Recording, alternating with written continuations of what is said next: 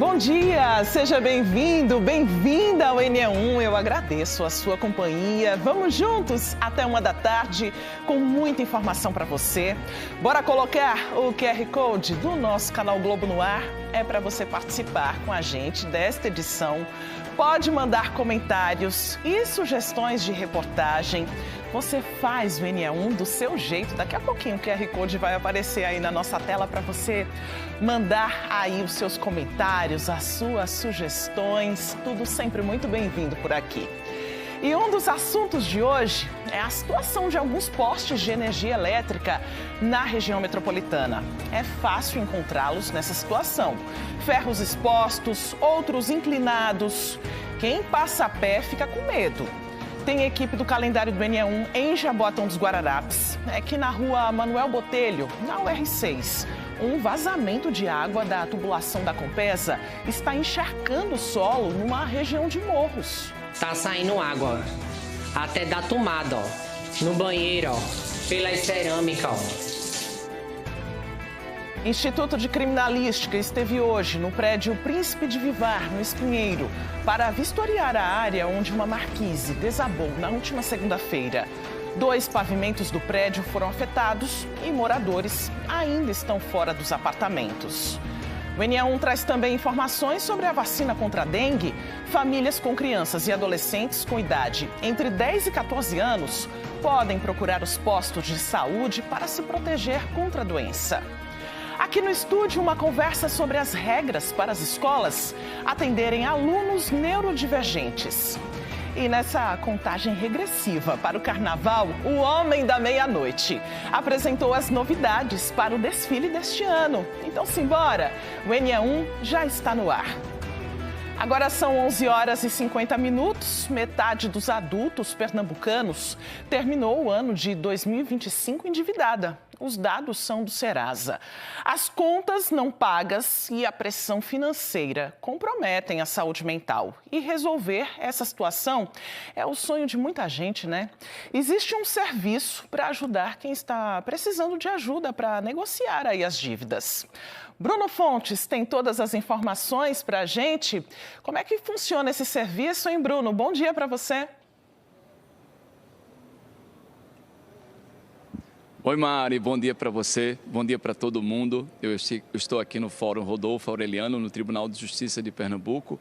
Esse serviço, esse programa é o Pró Endividados. Infelizmente, são muitos pernambucanos, mais de 3 milhões de pernambucanos, mais de 50% então da população tem dívidas e às vezes eles não conseguem, né, de jeito nenhum pagar essas dívidas. Elas vão crescendo, os juros vão aumentando e, claro, isso mexe demais com a pessoa. Depressão, não consegue dormir. Ninguém quer ficar devendo, né? Ter aquele nome, como a gente diz, um nome sujo no mercado. E é um serviço de graça.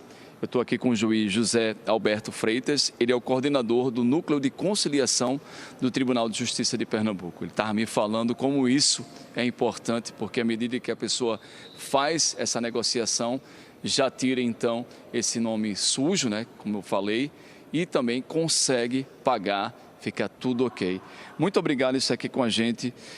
Uma boa tarde, quer dizer, um bom dia ainda para o senhor. Como é que funciona o Pró Endividados? As pessoas que estão assistindo agora a gente, como é que elas dizem, eu quero saldar minha dívida e preciso da ajuda do Tribunal de Justiça de Pernambuco? Bom dia. Bom dia. O Pró Endividados é um serviço do Tribunal de Justiça que, como você disse, inteiramente gratuito à população. Não há necessidade sequer de contratação de advogados, seja, não há custo algum para a pessoa que procurar o nosso serviço. Ele visa atender as pessoas que se encontram nessa situação de superendividamento. Hoje, como você disse, o endividamento está muito alto, né? E 85% das dívidas vem de cartão de crédito. Hoje em dia é o maior vilão. Pode ser um auxílio para as pessoas, o cartão de crédito, quando bem usado, mas a dificuldade de saber se conter com a utilização desse instrumento deixa as pessoas numa situação de endividamento. Por isso que a cada ano cresce o número de endividamento do cartão de crédito.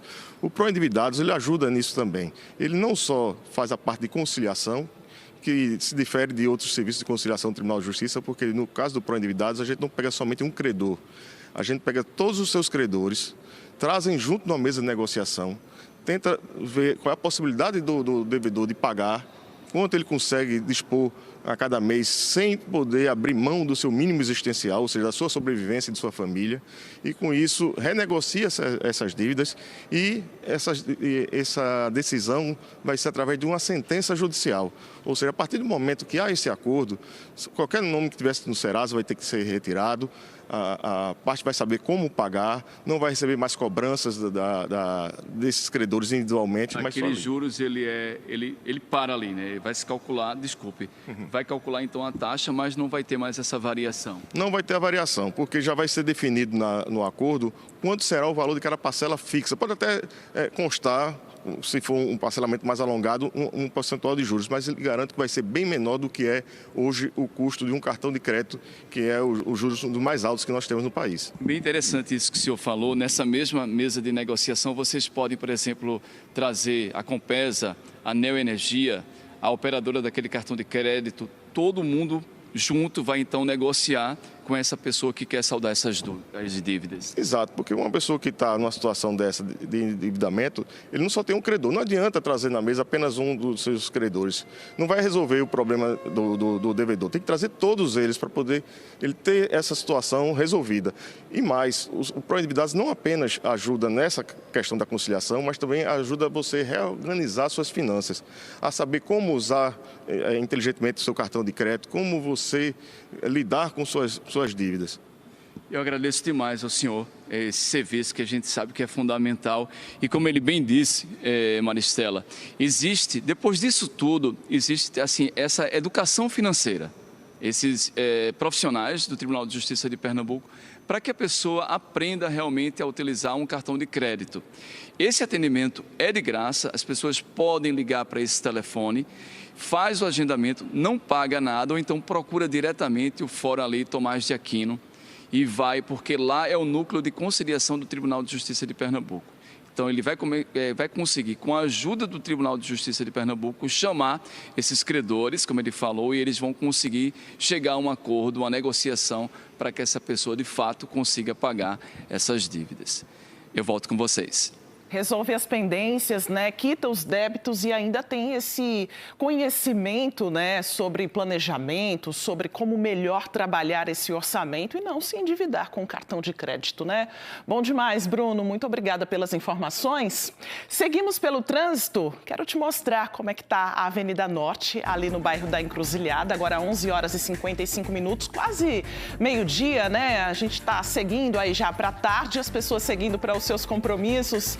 Na hora do almoço, a gente observa aí a movimentação tranquila aí na Avenida Norte, de quem vai sentido Casa Amarela, de quem vai sentido Espinheiro, de quem está vindo também sentido o centro do Recife. Agora a BR-101, no bairro da Iputinga. Quero mostrar também como é que está esse movimento nesse fim de manhã, quase comecinho de tarde, trânsito livre para o motorista que está passando aí na região sem congestionamentos. Agora a Avenida Abdias de Carvalho na sua tela. No bairro do Prado, a movimentação de quem segue aí para a BR-232. E agora a gente observa a movimentação bem tranquila do trânsito por aí, trânsito livre para o motorista que está passando na região. O dia amanheceu nublado em todo o estado, em algumas áreas choveu mais cedo e a gente vai agora para a zona norte do Recife. Mário Carvalho tem outras informações para a gente do tempo hoje, né? Ainda tá com essa carinha meio cinza, né, Mário? Bom dia para você ainda, antes do meio-dia. Oi, Maristela, bom dia para você, bom dia a todos. Olha, impressionante como o tempo está mudando hoje. O dia amanheceu bem nublado, choveu um pouquinho logo no começo da manhã aqui no Recife. Agora há pouco abriu bastante, a gente está vendo até o céu azul, poucas nuvens, bem diferente de como começou o dia dessa quarta-feira. Eu tenho aqui algumas informações da previsão do tempo. O tempo segue marcado por muito calor e umidade, o que favorece a formação de várias áreas de instabilidade em todo o estado, provocando pancadas de chuva em todas as regiões. A gente está ao vivo aqui na Agamenon Magalhães. As condições são para chuvas mais fortes, principalmente nas áreas mais quentes, com destaque para o extremo oeste e para o sertão pernambucano, onde o calor intenso aumenta o risco de temporais localizados. Já nas áreas do leste do estado, incluindo aqui a região metropolitana do Recife e a zona da mata, a chuva chega de forma mais irregular e rápida, servindo principalmente para amenizar aí as altas temperaturas.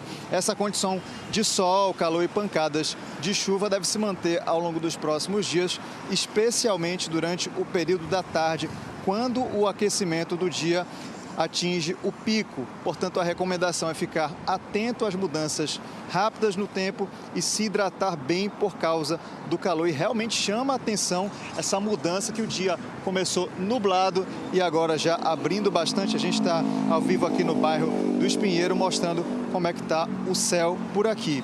E agora a gente vai dar uma olhadinha como é que está o tempo em Olinda com a repórter Lilian Oliveira. Oi, Lilian, bom dia para você.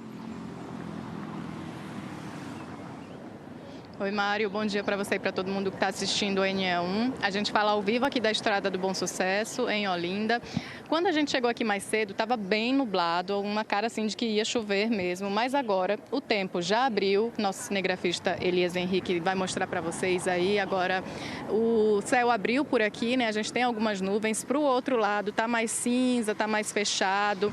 A previsão do tempo fala que agora em Olinda a temperatura é de 29 graus, com sensação térmica de 32, está bem quente mesmo, mas a gente vê que para alguns lados assim o tempo está mais fechado, está mais cinza. Deve chover aqui em Olinda durante a tarde, muitas nuvens, né, nuvens carregadas e aí deve chover aqui na cidade. Durante a noite deve haver muitas nuvens também, mas não há previsão de chuva. Então, quem está por aqui pela cidade, vai passar por aqui, os turistas também, né? A gente sabe que a cidade está muito movimentada, para ficarem atentos. Então é isso, por enquanto está assim, está aberto. Essa chuva só vem um pouquinho mais para durante a tarde mesmo, então a gente está acompanhando por aqui. Maristela? Está abrindo mais o tempo, né, Lilian? Mas a gente segue de olho nessa previsão. Obrigada pelas informações. Hora do calendário do NE1, moradores da rua Manuel Botelho, na UR6, em Jaboatão dos Guararapes, não conseguem dormir de tanta preocupação. É que há 6 meses, um vazamento de água da tubulação da Compesa está encharcando o solo numa região de morros. Quando chove, a água sai até pelas tomadas nas paredes. Uma situação bem complicada. A calçada desapareceu. No lugar, uma cratera foi aberta em frente a essa casa. Quem passa pode pensar que é uma obra pública, daquelas de reparo de tubulação que se espalham pela cidade. Mas, na verdade, o buraco foi aberto pelos próprios moradores. O problema começou em junho do ano passado. Em várias casas, a água de uma tubulação estava invadindo os cômodos. Os moradores procuraram a prefeitura e a Compesa. Acumularam protocolos ao longo dos meses e nada, até que resolveram fazer algo. Aqui existia 11 moradores e todos tiveram que abandonar seus lares por conta desse descaso da Compesa, da BRK. E hoje o que a gente precisa é de um socorro, antes que venham as chuvas, né? Esse aqui é o ponto mais seguro que a gente consegue ficar próximo da cratera. O mau cheiro aqui é muito, muito forte e dá para ver que a parte de baixo dessa Casa Verde já está toda comprometida. O que chama a atenção também são essas rachaduras aqui na lateral. Os moradores dessa casa estão sem poder entrar no imóvel desde junho do ano passado. Robervânia e Carlos tiveram que se mudar enquanto o problema não é resolvido. Todo o alicerce do meu prédio foi embora, cara. Tá tudo oco aí embaixo. O que é que eles estão esperando? Que desabe como foi lá, no outro lado que aconteceu e as pessoas morram. Depois de tentar que a situação fosse solucionada pela Compesa, resolveram reunir os vizinhos para drenar a água por conta própria. Compramos 2 bombas e todo dia tem que ter uma pessoa aqui para tirar essa água.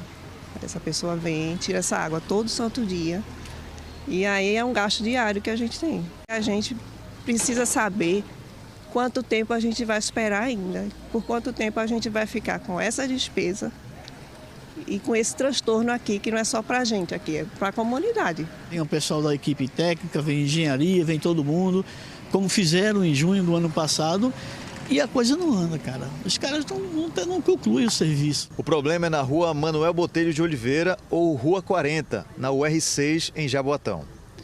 Esses vídeos enviados ao Canal Globo mostram a água vazando por dentro das casas. Tá saindo água. até da tomada, ó. No banheiro, ó. Pelas cerâmicas, ó. As imagens foram feitas aqui na casa da sobrinha de seu Geraldo. A casa está interditada pela Defesa Civil, por isso a gente está aqui do lado de fora. A gente percebe, inclusive, um certo cenário de abandono por causa disso. Todo mundo daqui precisou sair. Seguimos a orientação da Defesa Civil em desocuparem as casas. Como há esse risco de desmoronamento, todas as casas foram desocupadas, a pedido da Defesa Civil, como eu falei.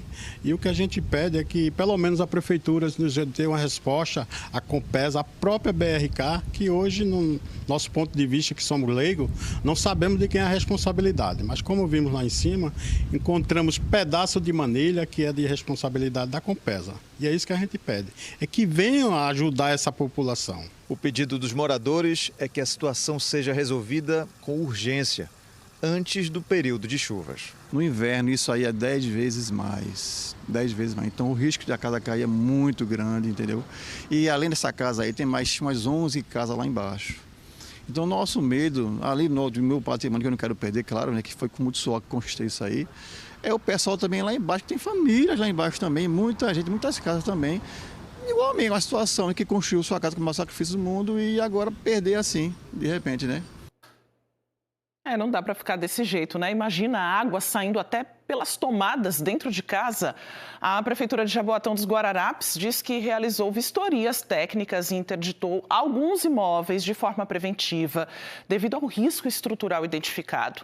E que a causa do problema, relacionada a um possível rompimento de tubulação, trata-se de uma demanda de responsabilidade do saneamento estadual por meio dos órgãos competentes. A Prefeitura informou que segue em diálogo com a Compesa e a BRK para que as providências necessárias sejam adotadas com a maior brevidade possível.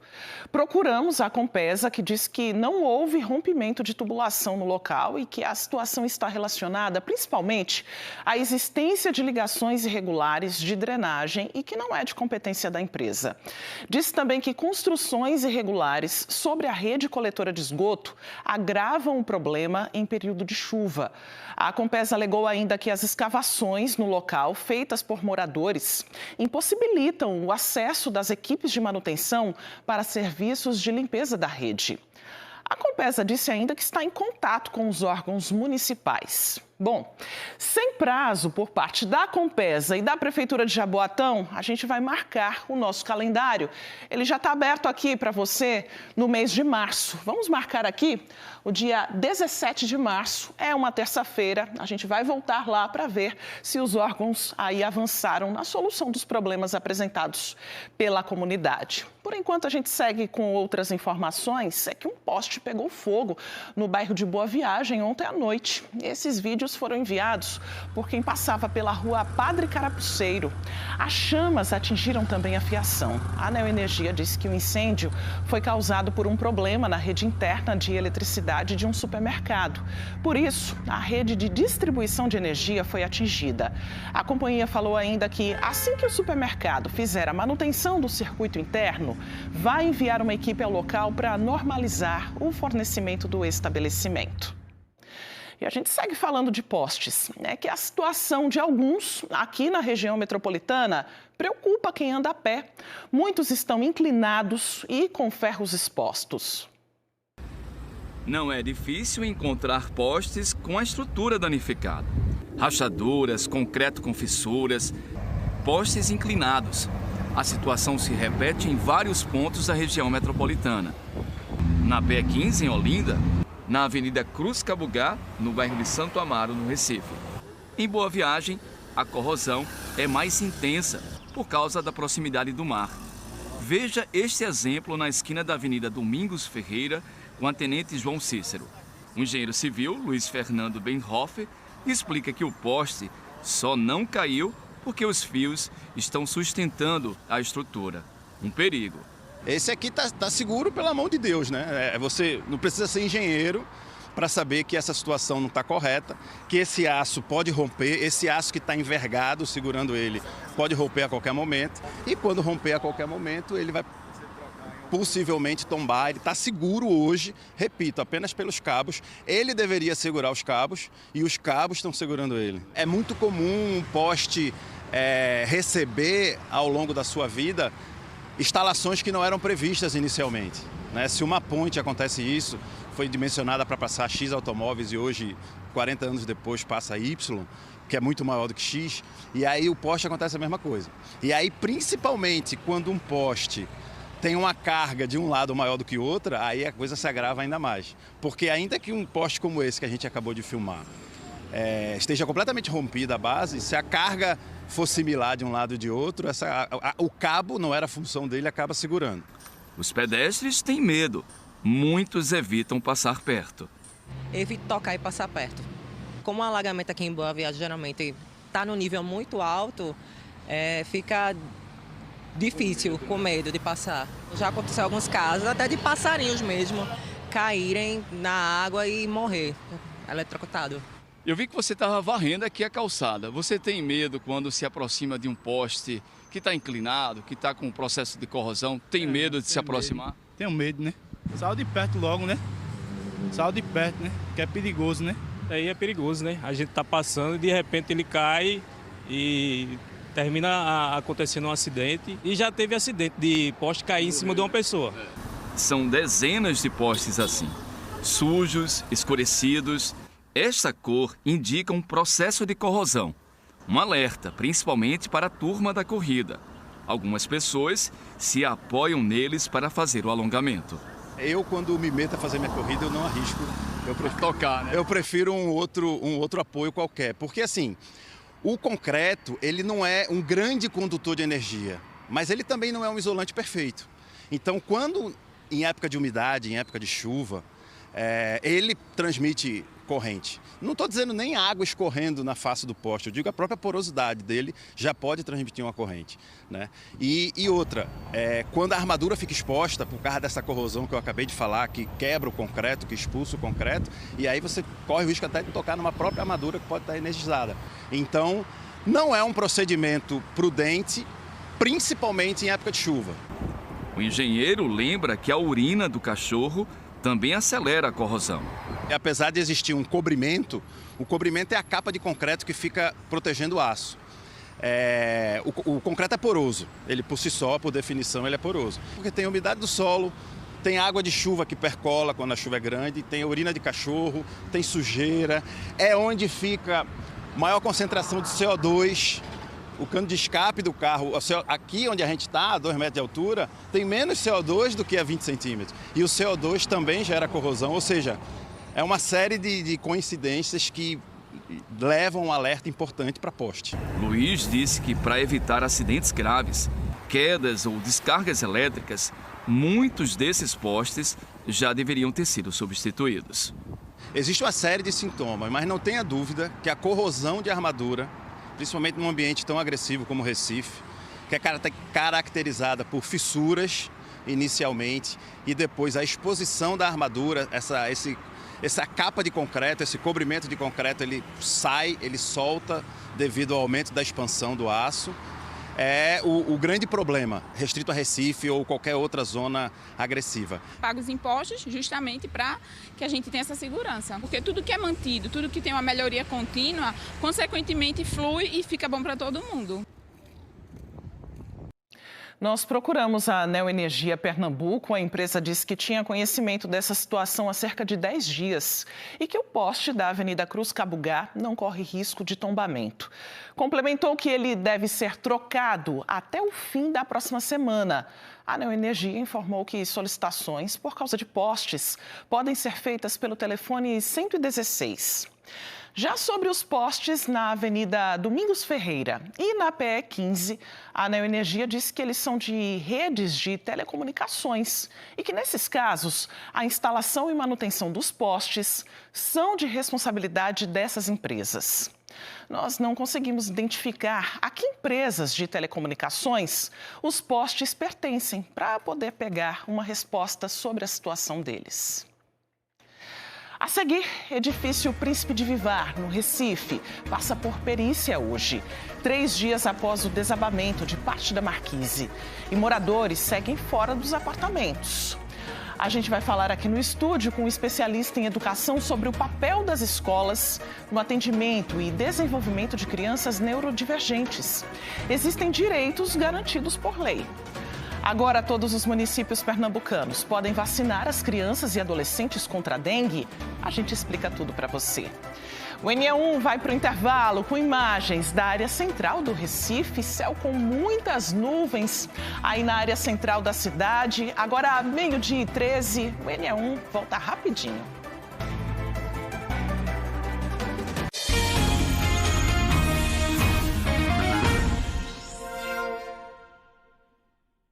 Dia 28 de janeiro é um dia de alerta sobre uma prática criminosa e que deve ser combatida. Infelizmente, ainda hoje, casos de exploração de trabalhadores em condições subhumanas, degradantes e análogas à escravidão ainda são registrados. Foram mais de 4.500 denúncias no ano passado no Brasil, o maior número desde 2011, de acordo com o Ministério dos Direitos Humanos. Bruno Fontes fala com a gente agora sobre esse assunto. A gente quer saber quais são os números daqui de Pernambuco e como funciona essa fiscalização, hein, Bruno? E eu estava escutando você agora, né, Mari? Eu estou com a juíza Maria Odete, do Tribunal Regional do Trabalho. E muitas pessoas, assim, associam o trabalho escravo em fazendas ou então construção civil também, que isso é comum. Mas existem outros tipos e as pessoas não têm consciência de que aquela pessoa está sendo explorada. E isso é impressionante. Você está em casa, que sabe, pode também denunciar. Tem um Disque 100 para essa realidade mudar. E isso é muito presente, infelizmente, nesses dias atuais. Juíza, muito obrigado por estar aqui com a gente. Vocês, inclusive, estão com essa campanha. Eu quis tocar logo nesse assunto. O que consiste nesse trabalho escravo para que as pessoas tenham consciência de que podem estar cometendo isso e também como podem denunciar? Uma boa tarde para a senhora. Boa tarde, Bruno. Boa tarde a todos. É importante que a gente consiga entender que o trabalho escravo é diferente daquele que a gente imaginava, que a gente estudou às vezes ali na aula de história, normalmente de afrodescendentes, com grades, correntes. Hoje, o trabalho escravo contemporâneo, ele está estabelecido no Código Penal. E existem algumas hipóteses, algumas formas de incidência que fica mais fácil de a gente levantar a orelha quando a gente olha alguma coisa errada. A gente consegue perceber que aquilo ali não está totalmente certo. Então, se a gente tem um contrato de trabalho para que a pessoa viaje para muito longe e não saiba exatamente como vai acontecer esse trabalho, orelha em pé.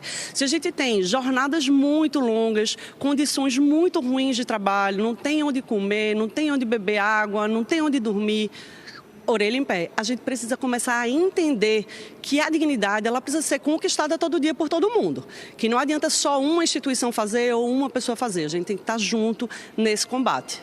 A senhora estava me falando assim que até bem perto da gente, por exemplo, muitos condomínios de luxo ali em Ipojuca, e é constatado, você já tem assim o conhecimento de que aqueles funcionários, aqueles trabalhadores de construção civil, eles estariam então em situação também de trabalho escravo.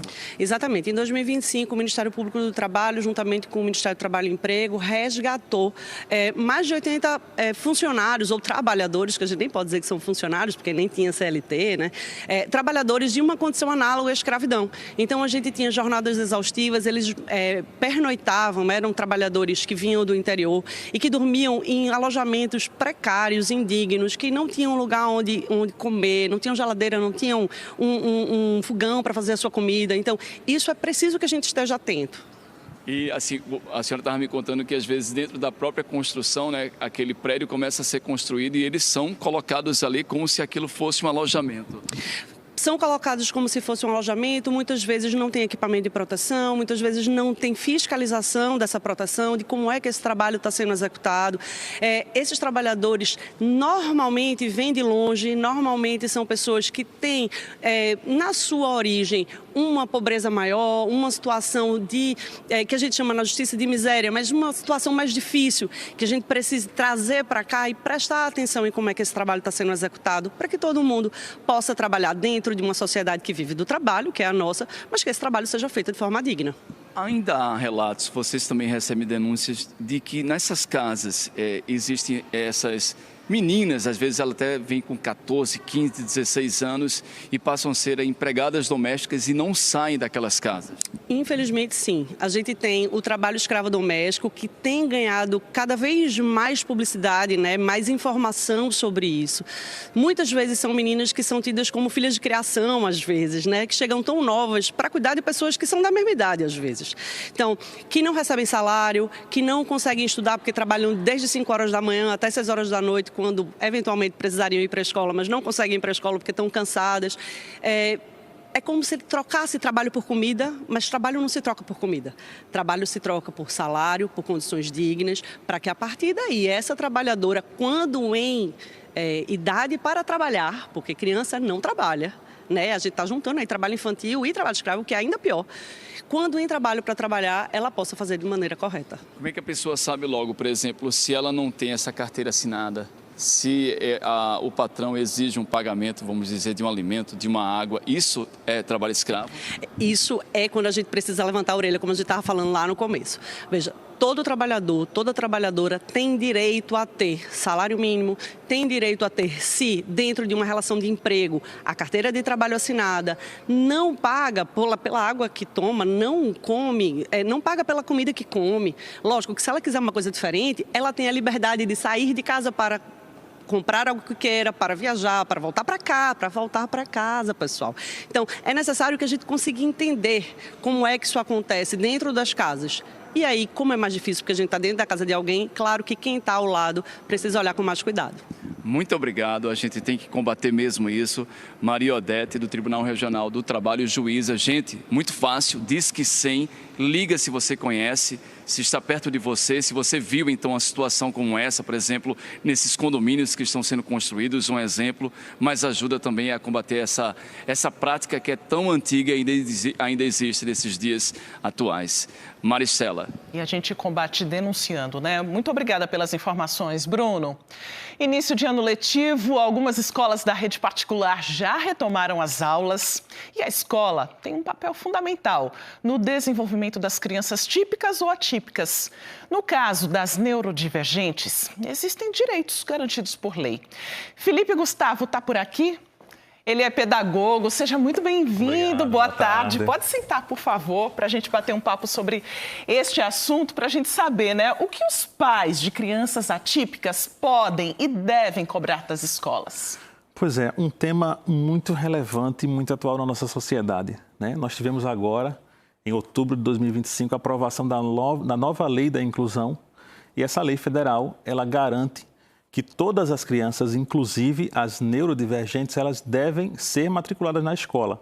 Então, a primeira coisa que todos os pais precisam saber é que nenhuma escola, sob nenhuma condição, ela deve negar a matrícula da criança. Ela não pode negar a matrícula e ela pode delimitar a quantidade de alunos autistas, por exemplo, numa sala de aula? De maneira alguma.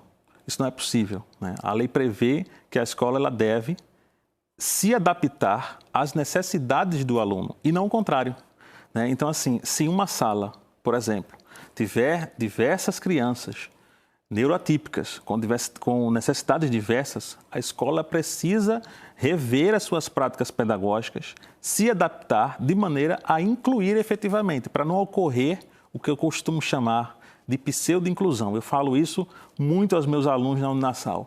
Nós não podemos fazer uma pseudo-inclusão, levar a criança para a escola, a criança neurodivergente está na sala, mas ela não participa efetivamente das atividades. Então, isso precisa ser evitado.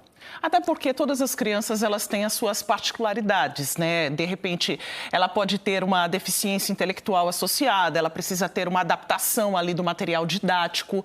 Tudo isso tem que ser observado no dia a dia mesmo da criança, até para desenvolver as suas habilidades, né? Pois é, costumo dizer que todos nós tivemos dificuldades de aprendizagem, todos nós. E as crianças neuroatípicas também têm as suas dificuldades de aprendizagem. Então, é obrigação da escola adaptar materiais didáticos, avaliações, capacitar os profissionais e caminhar junto com a família, né? Mais do que nunca, é importante que a família ande junto com a escola para, de fato, que a criança aprenda, se desenvolva no ambiente escolar. Esse feedback para a família é muito importante, né? Quanto à integração social, quanto ao nível de aprendizagem. Inclusive, a escola pode emitir um relatório para que esse acompanhamento seja feito também por meio das terapias, para que os médicos, psicólogos, pessoas que estão nessa equipe multidisciplinar, todos esses profissionais tenham acesso ao desenvolvimento da criança na escola? Isso, positivo. Quando a gente está ali acompanhando uma criança, a gente precisa observar os 3 locais em que é possível que o problema ele se manifeste, né? Então, a escola, a família e a clínica. Então, assim, quando a criança está sendo investigada em um diagnóstico, a gente precisa investigar o comportamento da criança na escola. Eu também sou psicólogo, por vezes a gente precisa ir à escola observar mesmo como é a dinâmica e o que a escola está fazendo. Então, a escola ela pode sim elaborar relatórios, laudos, não um laudo médico, mas um relatório técnico sobre o que vem sendo feito com a criança, que atividades vêm sendo adaptadas, e também a parte clínica, os psicólogos, os médicos, eles podem encaminhar relatórios ou solicitá-los à escola. Com base nesse feedback, qual o papel, então, da família, né, dos responsáveis por essa criança? Pois é, eu costumo dizer também que a escola, além do seu papel pedagógico e além do cumprimento da lei de matricular e fazer por onde que a criança permaneça na escola, ela precisa dialogar com a família de maneira transparente, falando das dificuldades que ela mesma, enquanto escola, verifica e o que ela está fazendo, né? Então, a escola precisa contratar. Essa nova lei da inclusão, ela pede que os profissionais de apoio da sala de aula, eles tenham uma formação mínima de 80 horas em educação inclusiva. Então, a escola precisa fazer essas adaptações e precisa conversar com a criança sobre a evolução da criança, tal qual a gente faz na clínica. E igual também para todas as outras crianças, né? Em algum momento, né, como você mesmo disse, né, as crianças todas elas precisam, né, dessa adaptação no convívio escolar, mas para essas crianças neurodivergentes, o cuidado em relação ao coletivo deve ser ainda maior, né? Pois é, esse cuidado a gente vê também no interesse dos profissionais, né? Eu vejo os alunos que estão se formando, eles já estão preocupados, estão lá terminando o curso de pedagogia ou de psicologia, mas eles já estão preocupados em fazer uma especialização, porque eles sabem que as demandas são novas, né? E demandas novas requerem intervenções novas. Nós temos um cenário de uma escola que nós não tínhamos há 30 anos atrás, há 20 anos atrás. Então, a escola tem se reinventado e nós profissionais, nós formadores de profissionais também precisamos nos reinventar. É a escola que observa as particularidades, né, as minúcias que são importantes, né, para o desenvolvimento dessas crianças e crianças que não podem ser excluídas. Isso não só do ponto de vista pedagógico, da própria escola, mas também em relação ao convívio com os outros coleguinhas. Como que isso pode ser melhor estimulado na sala de aula, né, para que todos estejam de fato integrados e que não haja o bullying dentro da escola, que a gente observa muito nesses casos, né? Isso, é um grande problema que justamente dificulta a tarefa da inclusão, né? Então, assim, a escola precisa promover campanhas para explicar, né, o que são essas questões de aprendizagem diversas, as dificuldades que cada um passa, né? Toda a comunidade escolar, professores, funcionários, né, e os próprios alunos e alunas, eles precisam ser informados, eles precisam ser trabalhados para a gente combater o bullying. Perfeito, Felipe. Eu quero muito agradecer a sua participação aqui ao vivo. Sempre muito bem-vindo ao NE1. Até a próxima. Uma ótima tarde. Obrigado. Boa tarde. Todos os municípios de Pernambuco agora vão vacinar contra a dengue crianças e adolescentes entre 10 e 14 anos de idade. Ivan Duarte tem as informações para a gente. Oi, Ivan. Oi, gente, boa tarde. Novidade na vacinação contra a dengue aqui no estado. Antes, 3 regiões do estado já tinham recebido a vacina e agora as doses chegam para mais municípios, para todas as cidades do estado, todas as regiões. São 30 mil doses e o público é de 10 a 14 anos. Eu estou com Magda Costa, ela é superintendente de imunização aqui em Pernambuco e eu quero saber como é que vai ser essa logística, né? Vai ser mesmo como a gente já conhece, por meio das regionais de saúde. E esse público de 10 a 14 anos já pode procurar o posto de saúde para se vacinar. Boa tarde, bem-vinda. Obrigada. As doses elas foram distribuídas, né, a partir de ontem, elas já foram distribuídas para as 12 gerências regionais de saúde que temos no nosso estado.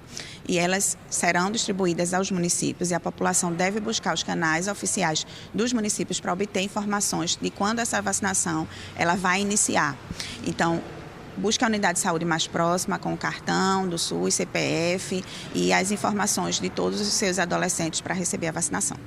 É uma vacinação que já tinha começado de maneira reduzida, né, em algumas regiões. Então, algumas pessoas já tomaram a primeira dose. Essa é uma vacina, eu queria que você explicasse, aplicada em 2 doses. E a necessidade de completar o calendário vacinal, porque às vezes fica esquecido, não é? Perfeito. É importante destacar que a proteção ela só é garantida com o esquema de 2 doses. Então, aquele adolescente, a criança ou adolescente que inicialmente, como a gente já tinha realizado a vacinação em 3 regiões do nosso estado e a ampliação agora vai para todos os municípios pernambucanos, se ele receber uma dose, ele precisa receber a segunda dose para concluir esse esquema vacinal. Então, a garantia ali da proteção, ela só vai ser de fato concluída com esse esquema de 2 doses. Então, quem ainda não recebeu, não completou, deve buscar a unidade de saúde e quem ainda não iniciou, agora com ampliação vai iniciar. Agora, Magda, por que só esse público de 10 a 14 anos? É uma decisão do governo do estado, é uma decisão do Ministério da Saúde e tem uma expectativa de ampliação?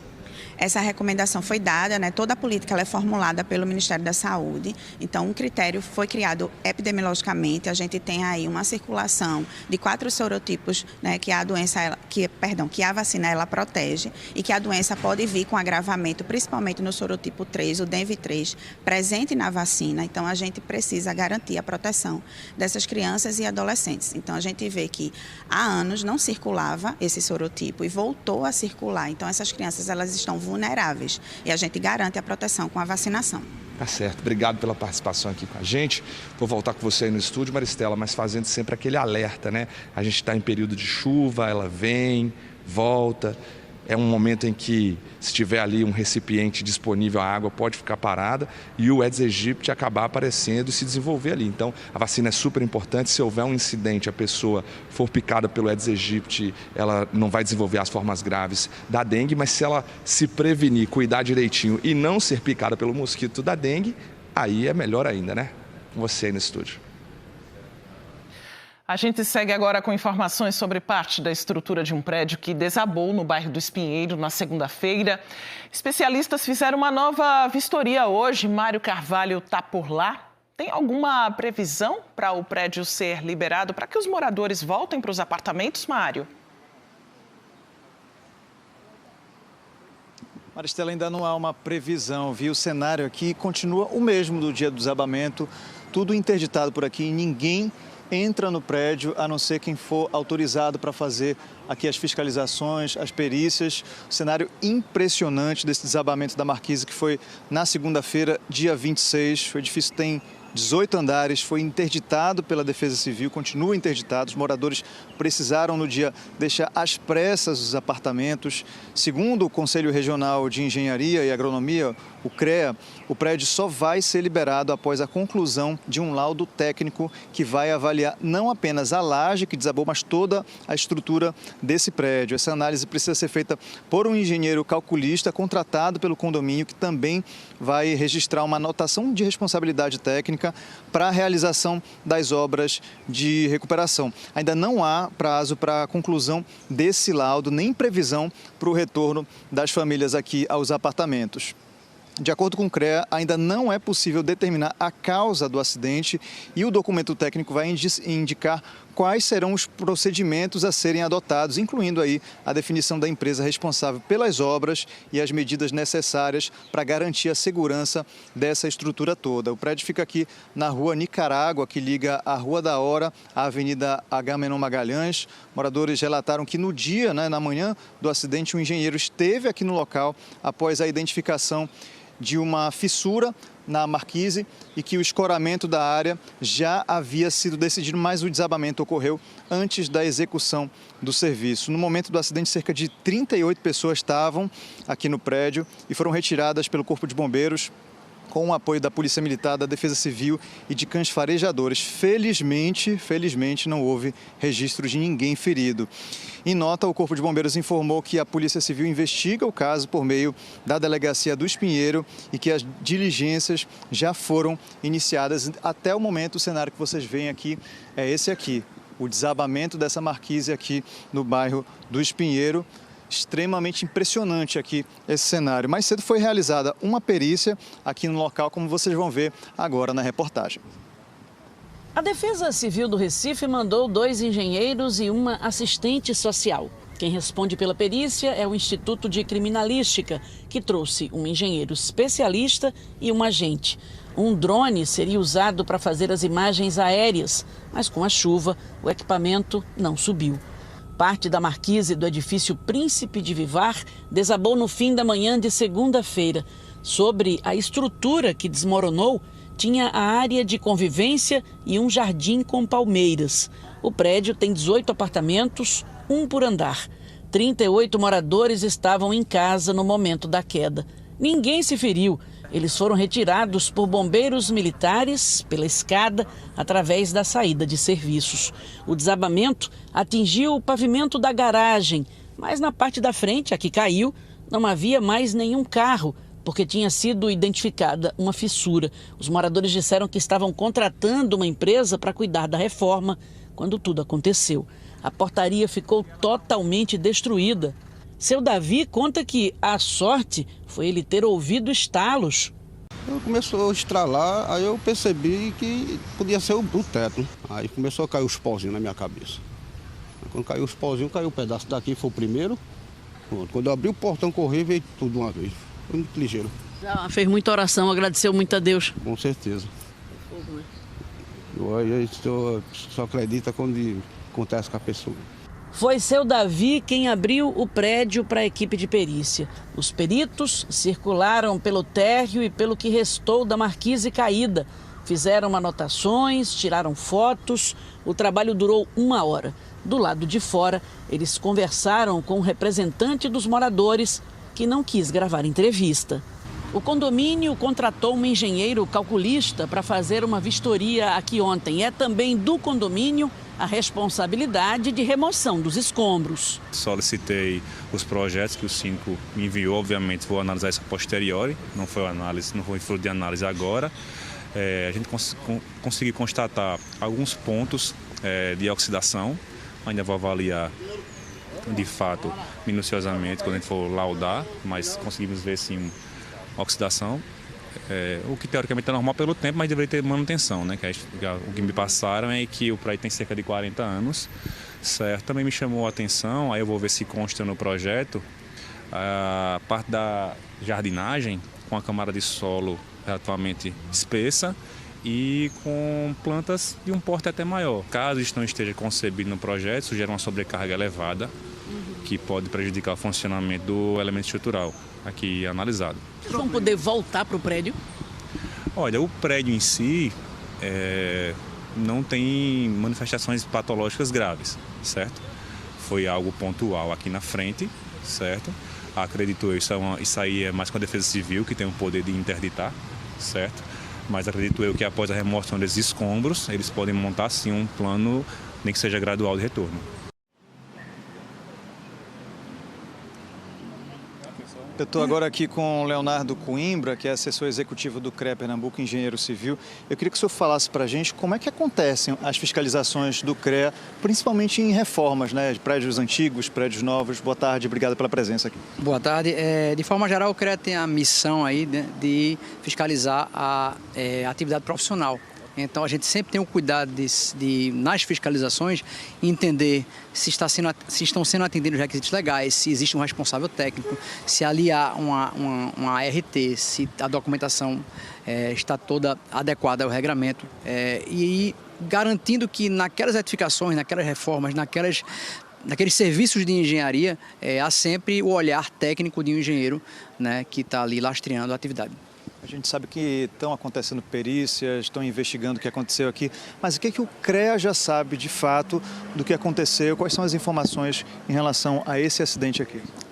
A gerente Denise Maia esteve aqui ontem, acompanhando as primeiras vistorias, né, junto com a perícia, junto com a Defesa Civil, e hoje teve também na Defesa Civil, e eu queria estar fazendo os pedidos de informação dos laudos, tanto do perito, quanto também do laudo que é desenvolvido pelo condomínio. Além disso, também fazendo pedidos com relação a informações pretéritas do condomínio com relação à manutenção, elaboração de laudos técnicos do passado, né, e intervenções de engenharia que também foram feitas no passado, para tentar entender essa linha do tempo do que foi feito. Quais são os principais erros, muitas vezes, cometidos por condomínios em relação à reforma ou falta de manutenção? Então, a principal questão é sempre a contratação de profissionais que não têm habilitação técnica, que não são responsáveis técnicos, ou mais do que isso, a contratação a partir de um processo que não é o adequado.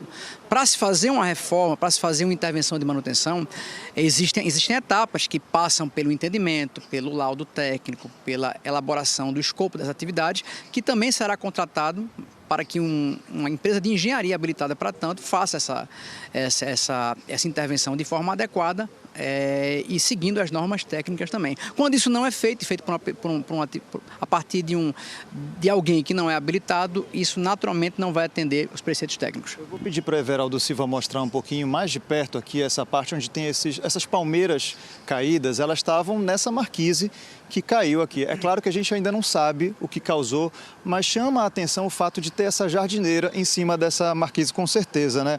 É permitido esse tipo de instalação? É necessário um cálculo diferente, uma atenção maior, uma manutenção?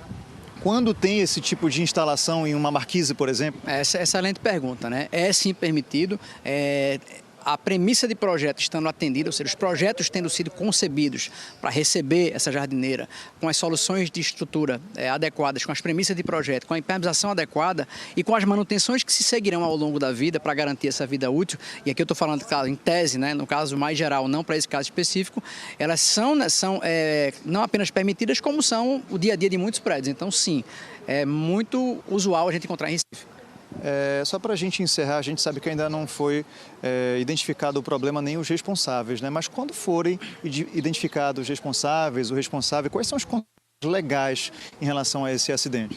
Sempre um assunto muito sensível, né? A gente precisa entender quem foi, quais foram os motivos. Nunca é um motivo apenas, nunca está ligado a materiais, a manutenção, enfim, a ausência de algumas ações técnicas. A gente precisa entender qual foi o vetor agregado que levou a esse problema, para aí sim entender quem foi que eventualmente não atuou corretivamente. Perfeito, muito obrigado pela entrevista, bom trabalho aí para o senhor. Maristela, volto com você. Muitas informações importantes nessa entrevista, né, Mário? Eu agradeço. 12h42, seguimos agora pelo trânsito, Avenida Beberibe, no bairro do Arruda, na sua tela. Você observa aí a movimentação do trânsito nesta tarde, agora você que está seguindo aí para os seus compromissos. Bora para a Avenida Rosa e Silva, no bairro dos Aflitos, uma fila imensa de carros, um congestionamento por aí. As aulas já voltaram, né, em muitas escolas da rede particular. Essa região tem muitas escolas, então a gente já observa um trânsito bem mais intenso e engarrafado aí na região. Agora a Rua Real da Torre, na sua tela, no bairro da Madalena, os carros estão seguindo aí sentido túnel da Abolição, sentido Afogados, pegando a alça ali no lado direito, por onde aquele carro branco quase estava indo, né? Ele pegou sentido túnel, mas na alça você vai sentido a Avenida Caxangá.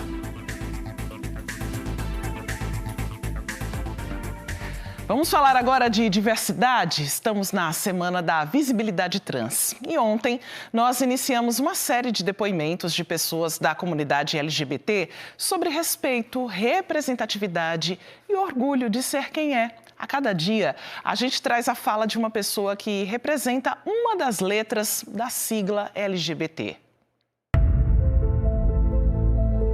Eu sou Daniel Lima, tenho 38 anos, sou um homem cis gay. Eu me percebi já uma pessoa gay já com 14, 15 anos. Minha família sempre falou que desde pequeno eu já tinha traços, né, de uma pessoa gay.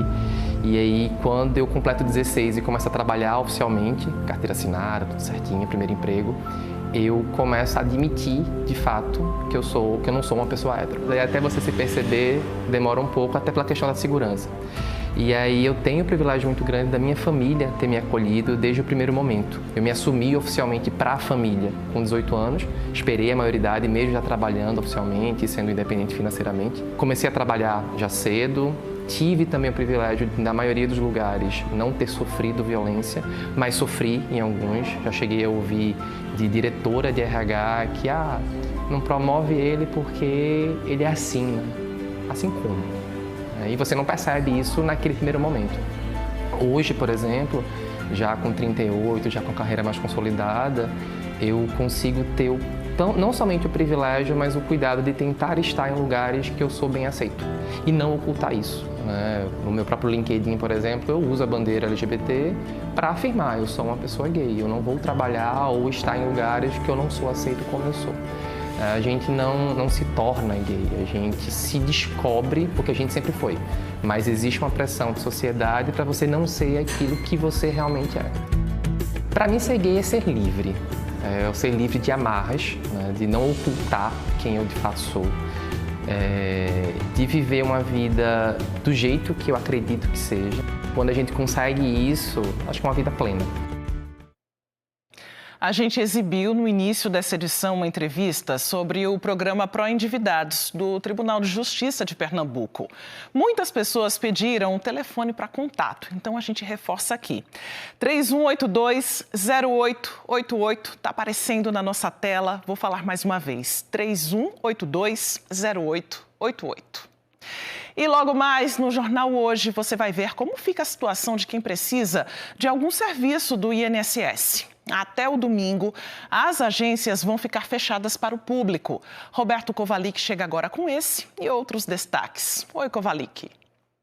Olá, daqui a pouco a gente se encontra no Jornal Hoje. Mais um motoboy é assassinado no Rio de Janeiro. É o terceiro em uma semana. Bruno Barbosa dos Santos, de 24 anos, foi vítima de um assalto.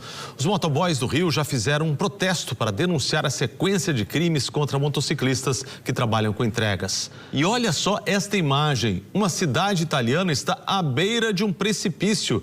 Prédios inteiros correm o risco de desmoronar no paredão formado pelo deslizamento de terra depois que tempestades atingiram a região. 1.500 pessoas tiveram que sair de casa. E como fica a situação de quem precisa de algum serviço do INSS? Até o próximo dia 1º, domingo, as agências do INSS vão ficar fechadas para o público. Também não haverá atendimento na Central 135, no site e no aplicativo Meu INSS. O Instituto diz que a paralisação é temporária e já estava programada e garante que os pagamentos dos benefícios não serão afetados. Espero você no Jornal Hoje. Até lá. A seguir, as novidades do desfile do Homem da Meia-Noite foram divulgadas hoje em Olinda. E os catadores de recicláveis que querem trabalhar no Carnaval de Olinda já podem se cadastrar. Bora para o intervalo com imagens da Pan-Nordestina na sua tela, movimento tranquilo do trânsito, no lado direito de quem chega ao Recife, no lado esquerdo de quem vai para Paulista. Agora, 12h47, o NE1 volta já.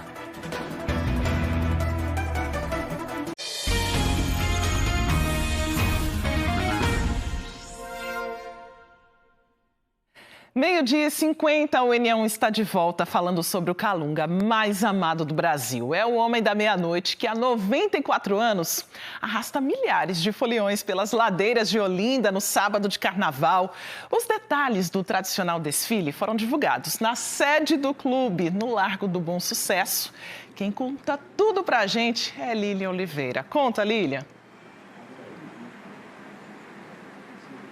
Oi, Maristela. A gente está por aqui ainda na sede do Homem da Meia-Noite. Estou aqui acompanhada do presidente, Luiz Adolfo, de Aya Maraque, que é a figurinista responsável pela roupa do homem esse ano, e também acompanhada aqui do Maracatu, Nação Pernambuco, que é um dos homenageados pelo Homem da Meia-Noite do Carnaval desse ano. E olha, muitos detalhes foram passados aqui à imprensa hoje, numa coletiva.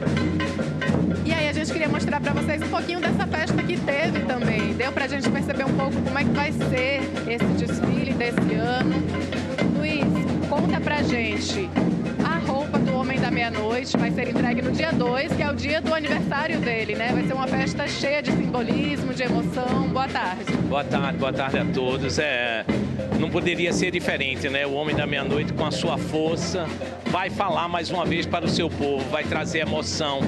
E a gente vai fazer um grande desfile, começando na rua 13 de maio, um desfile dos tambores. Não teremos orquestra de frevo na saída, né? E ele virá, a roupa será colocada em cima da Rural de Roger, né? E será conduzida até a frente da igreja Nossa Senhora do Rosário dos Homens Pretos, onde o Homem da Meia-Noite receberá a sua roupa, depois virá aqui para frente da sede, com orquestra de frevo, passistas, bolo gigante, ação social a partir de 17 horas, numa grande festa. Muito obrigada, viu, Luiz? Está todo mundo na expectativa.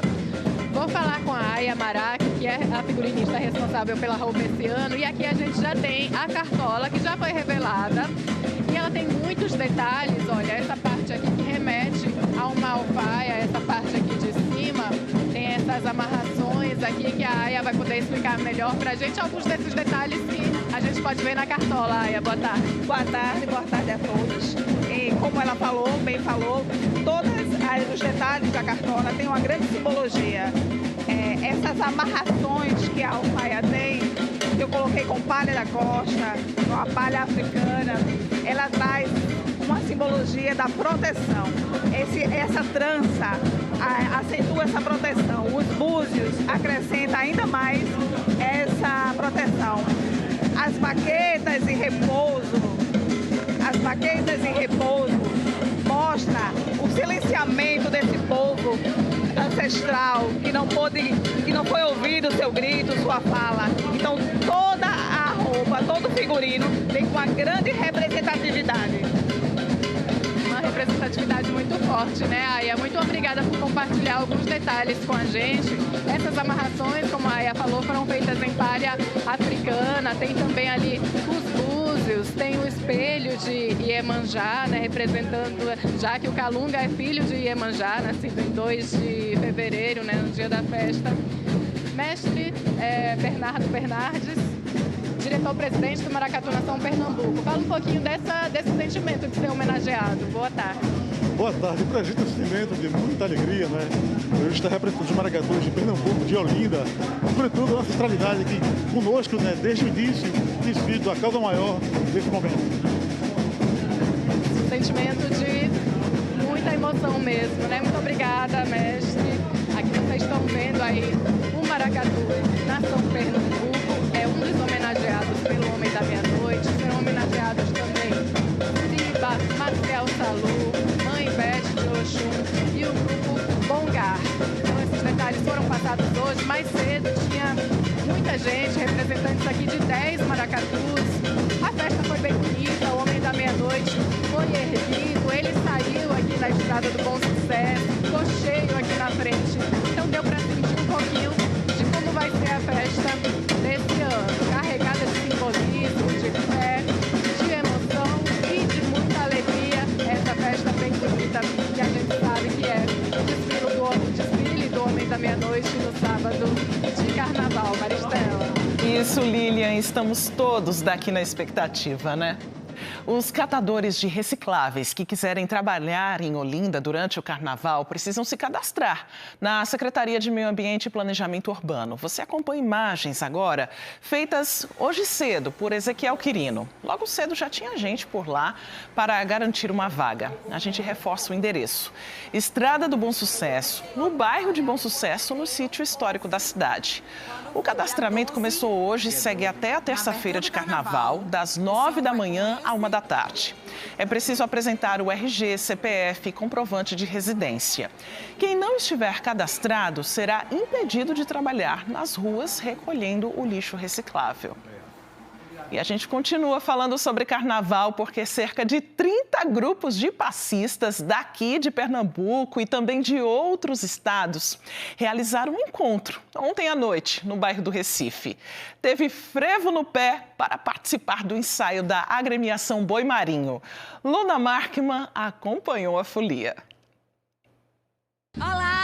Desde dezembro, o Boi Marinho faz os tradicionais ensaios para o Carnaval toda terça-feira aqui na Rua da Moeda. Só que em janeiro ele começa a receber convidados e dessa vez teve a roda de passistas.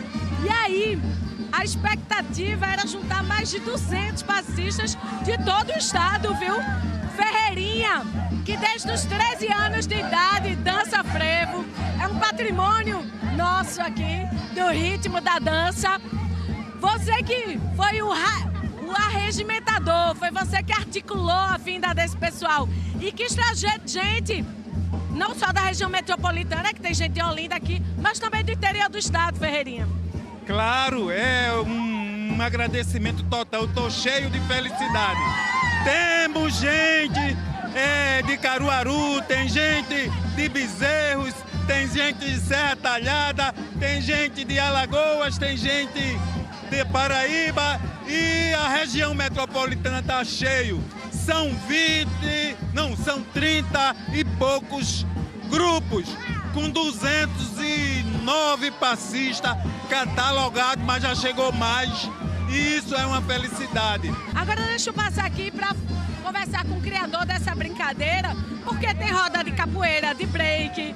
Tava faltando uma roda de frevo dentro do boi marinho. Eu queria que fosse uma noite que a dança fosse a protagonista. E aí não é difícil chegar no frevo, porque o frevo é a grande dança emblemática do estado de Pernambuco. E em pleninho carnavalesco aí que junta tudo. E eu confesso para vocês, tanto para você quanto para as pessoas que estão ouvindo em casa, que é muito surpreendente para mim que mais de 200 passistas tenham vindo festejar, celebrar aqui na Rua da Moeda. Viva o frevo! Viva o frevo!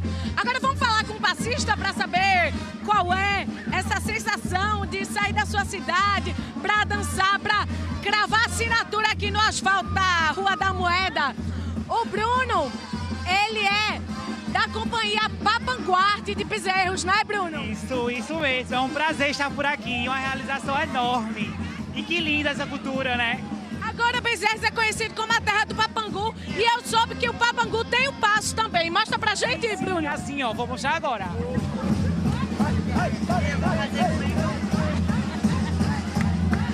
Como é que é ocupar uma roda